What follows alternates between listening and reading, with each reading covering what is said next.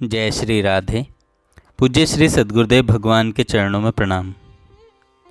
आज पूज्य श्री स्वामी राम सुखदास जी महाराज कहते हैं, सावधान रहो। आप अभी सावधान हो जाएं कि कोई भी समय निरर्थक न जाए। व्यर्थ की बातें करना, आलस्य प्रमाद करना, हंसी दिल्लगी करना, बीड़ी सिगरेट पीना आदि निरर्थक कामों में, झूठ कपट पाप के कामों में अगर समय लगता है तो यह बड़े भारी दुख की बात है। इसका परिणाम बड़ा भयंकर होगा। यह समय परमात्मा की प्राप्ति के लिए मिला है। इसमें अपने स्वार्थ और अभिमान को लेकर किसी को दुख कष्ट देना भविष्य में अपने लिए बड़ा भारी दुख तैयार करना है। इसलिए सावधान रहें। एक एक क्षण उत्तम से उत्तम कार्य में लगाएं। रुपयों को तो आप तिजोरी में बंद करके रख सकते हो, पर समय को बंद करके नहीं रख सकते। समय को सावधानी से अच्छे काम में लगाओ तो ठीक है, नहीं तो यह खर्च हो जाएगा। यह बहुत बड़ी पूंजी है। धन जैसी पूंजी नहीं है, धन से बहुत ऊंची है। पास में लाखों करोड़ों रुपए रहते हुए भी मर जाओगे, पर समय रहते एक मिनट भी पहले नहीं मरोगे। जीना समय के अधीन है। समय खर्च होने पर जी सकोगे नहीं। रुपए आपको जीवित नहीं रख सकते। आपको समय जिलाता है। समय ही आपके जीवन का आधार है। रुपए तो तभी खर्च होते हैं जब आप खर्च करते हैं, परंतु समय तो अपने आप खर्च हो रहा है। बैठे हैं तो भी खर्च हो रहा है, काम करते हैं तो भी खर्च हो रहा है, भजन करते हैं तो भी खर्च हो रहा है। यह खर्चा तो निरंतर ही हो रहा है और मौत निरंतर नज़दीक आ रही है, जिसमें एक क्षण का भी अंतर नहीं पड़ता। चाहे काम धंधा कर लो, चाहे भजन कर लो, चाहे समाधि लगा लो, समय तो दनादन जा रहा है। समय समाप्त होते ही उसी क्षण मरना पड़ेगा। ऐसा कोई बल नहीं है जिससे हम जी सकें। ऐसा अपने जीवन का खास आधार जा रहा है। उसे उत्तम से उत्तम कार्य में लगाओ। इसके लिए सावधानी के सिवाय और कोई उपाय नहीं है। अतः हरदम सावधान रहो। संतों ने कहा है, दिल में जागृत रहिए बंदा, हेत प्रीत हरिजन सु करिए, पर हरिये दुख द्वंदा। हम क्या कर रहे हैं, इसका नतीजा किसको भोगना पड़ेगा, इस पर गंभीरता से विचार करें। ऐसा विचार, ऐसी सावधानी मनुष्य ही रख सकता है। पशु पक्षियों में, वृक्षों में इसका ज्ञान नहीं है। भोग योनि देवताओं में भी इसका ज्ञान नहीं है। अपने स्वार्थ और अभिमान का त्याग करके दूसरों का हित करने की योग्यता मनुष्य में ही है। अगर वह दूसरों का हित, दूसरों की सेवा नहीं करता तो यह बड़ी भारी गलती है। भगवान को याद करने का और दूसरों को सेवा करने का अवसर दूसरी जगह नहीं मिलेगा। यह अवसर चूके नहीं। अगर आप यह काम कर लेते हैं तो बड़ा काम कर लिया। समय सार्थक बनाने वाले को पश्चाताप नहीं करना पड़ता। समय बर्बाद करने वाले को पश्चाताप करना पड़ता है। सो परत्र दुख पावई, सिर धुनि धुनि पछताए, काल ही कर्म ही ईश्वर ही मिथ्या दोष लगाए। जो अपना समय व्यर्थ खो देता है वह बहुत बड़ा नुकसान करता है। जो समय भगवान के चिंतन के लिए है वह भोगों के चिंतन में लगता है। जो समय दूसरों का हित उपकार करने के लिए है वह दूसरों के अहित अपकार में लगता है। वह बड़े भारी नुकसान की बात है। इस नुकसान से बचो और सावधान रहो। पशु को भी अगर सावधान किया जाए तो वह सावधान हो जाता है।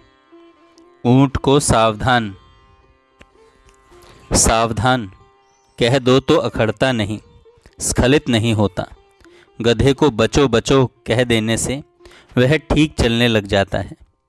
मनुष्य को तो अपने आप सावधान होना चाहिए। कही हुई बात का अर्थ तो पशु भी समझ लेते हैं।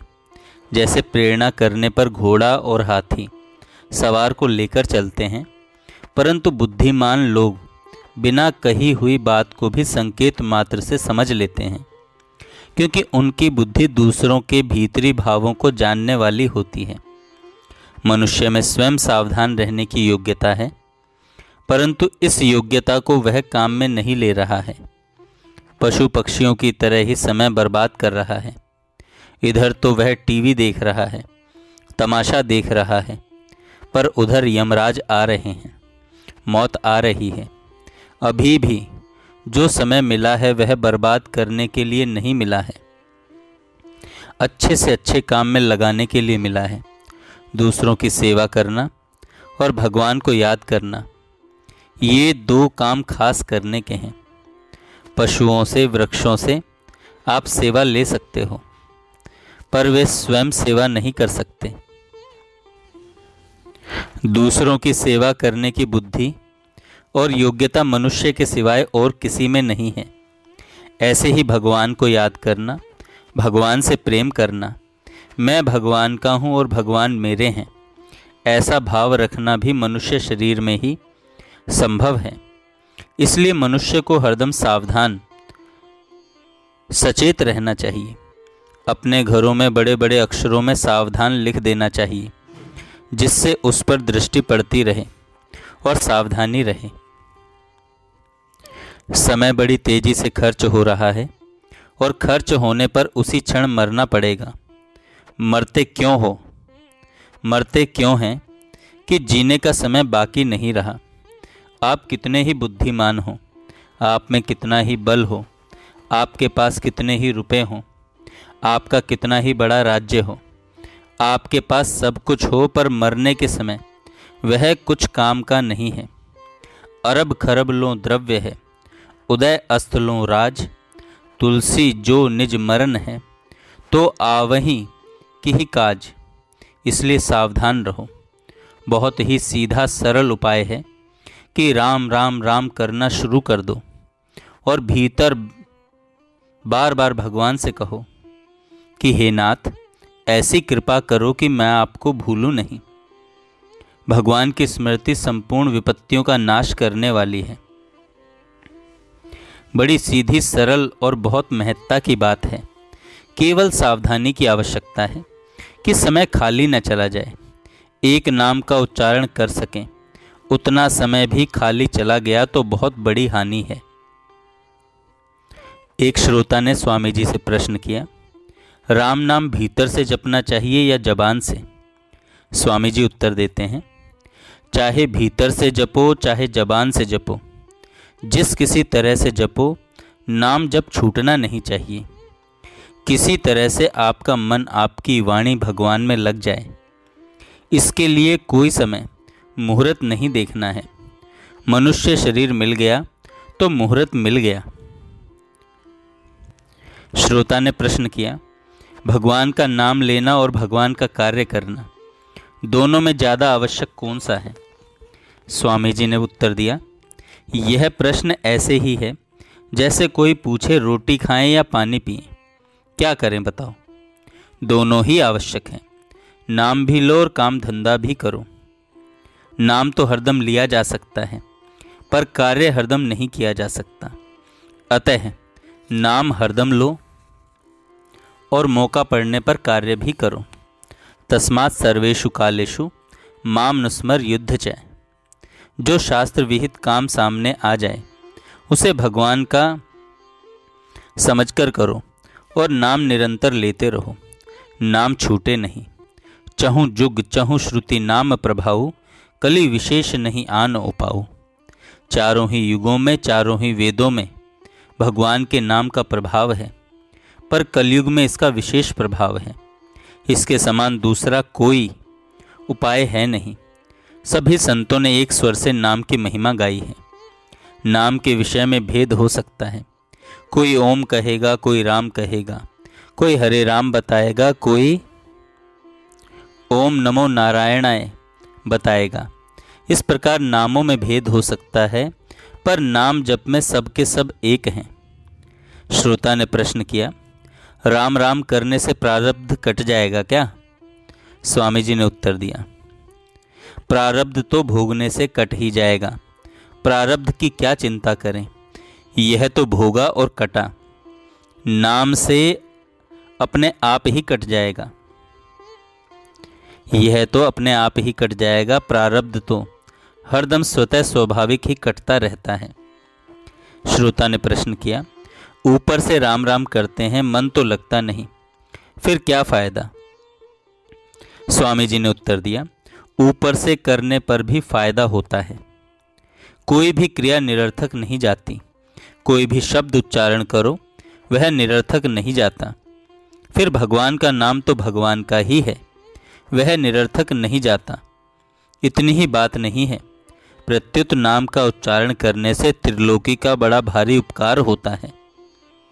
कारण कि शब्द यही नहीं रहता, शब्द यही नहीं रहता, प्रत्युत व्यापक हो जाता है, सब जगह चला जाता है, और व्यापक होने के कारण ही शब्द रेडियो के द्वारा प्रकट हो जाता है।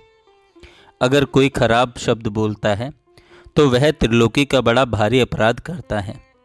अगर कोई मन से किसी का अनिष्ट चिंतन करता है तो वह त्रिलोकी का अनिष्ट करता है।